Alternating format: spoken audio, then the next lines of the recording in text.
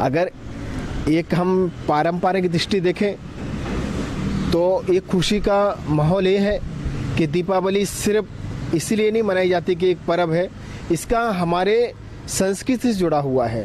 दीपावली का पहला महत्व ये है कि जैन धर्म के 24वें तीर्थंकर भगवान महावीर, जिनका शासनकाल चल रहा है अभी वर्तमान में, उनको आज दीपावली के दिन गोधूली बेला में भगवान महावीर को निर्माण की प्राप्ति हुई थी, मोक्ष को प्राप्ति हुई थी।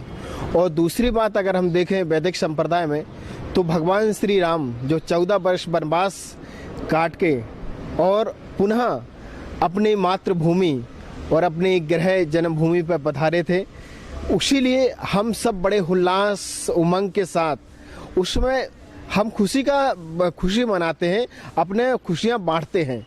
लेकिन कुछ लोग हमारे इसमें ऐसे हैं कि उसको हम सांप्रदायिक बनाते हैं। कुछ लोग अपने वो लोग ज्ञान बांटते हैं, से कहते हैं कि पटाखे नहीं फोड़ो। मैं इसका समर्थन ना विरोध में नहीं हूँ, ना समर्थन करता हूँ ना विरोध में हूँ।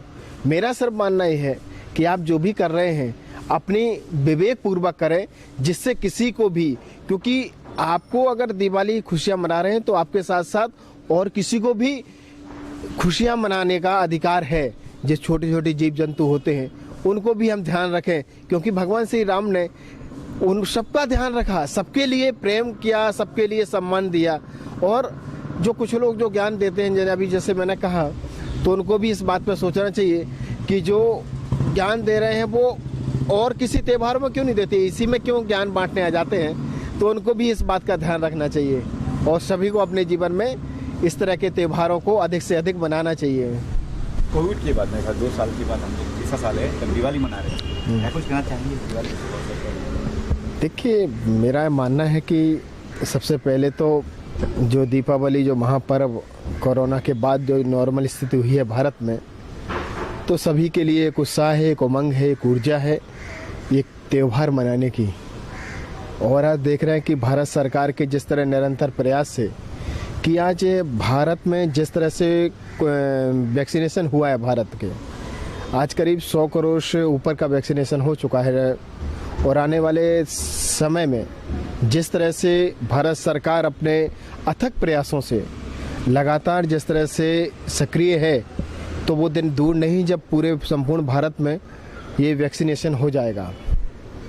और अब रहा हमारे त्योहारों का, हमारी परंपरा, हमारी संस्कृतियों का, तो निश्चित तौर पर ये कह सकते हैं कि ये दीपावली हम सभी के जीवन में एक उत्साह है, ऐसा है, एक उमंग है।